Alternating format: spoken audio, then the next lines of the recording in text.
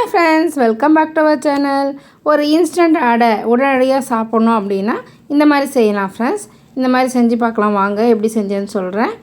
2 cup கோதுமை மாவு, 1 cup ragi, இது ரெண்டுத்தையும் தேவையான அளவு உப்பு எடுத்துக்கிட்டேன். 1 டீஸ்பூன் மிளகாத்தூள் எடுத்துக்கிட்டேன். குழம்பு மிளகாத்தூளே எடுத்துக்கோங்க.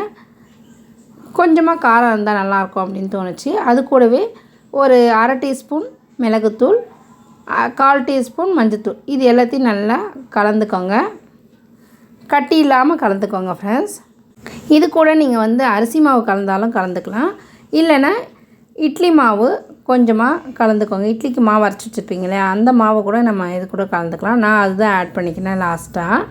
முதல்ல இதை நல்லா கட்டி இல்லாமல் நல்லா கலந்து விட்டுக்கோங்க. தோசை மாவு பதத்துக்கு இதை நல்லா கரைச்சி விட்டுக்கோங்க.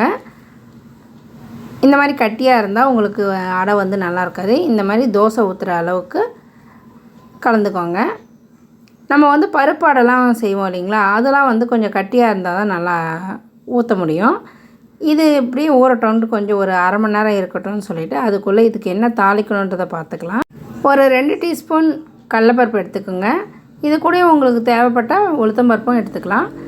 அது நல்லா பொன்னிறமாக ஆகிற அளவுக்கு நல்லா பொரிஞ்சு வந்த பிறகு ஒரே ஒரு பச்சை மிளகா, அடை காரமாக இருக்கணும் அப்படின்றதுக்காகவே ஒரு பச்சை மிளகாவை ஆட் பண்ணிக்கிட்டேன்.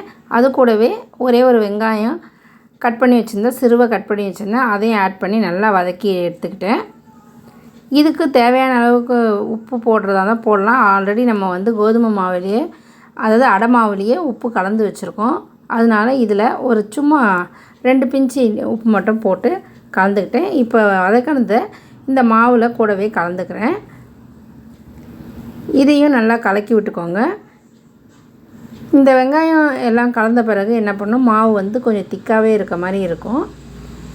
அதனால் அது கூட கொஞ்சமாக இட்லி மாவு கலந்துக்கோங்க. ஒரு சில சமயத்தில் மாவு புளிச்சு போயிடும்.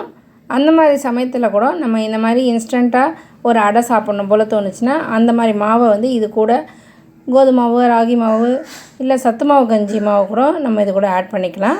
இப்போ மாவு ரெடி ஆகிடுச்சு ஃப்ரெண்ட்ஸ். இப்போ அதை ஒரு தோசைக்கல்லில் நல்லா எண்ணெயை தடவிட்டு உங்களுக்கு வேண்டிய ஷேப்பில் வேணாலும் ஊற்றிக்கலாம். இல்லை நான் அன்றைக்கி குட்டி குட்டியாக ஊற்றிக்கிட்டேன், பசங்களும் விரும்பி சாப்பிடுவாங்கன்றதுக்காக குட்டி குட்டியாக ஊற்றிக்கிட்டேன், மினி தோசை மாதிரி.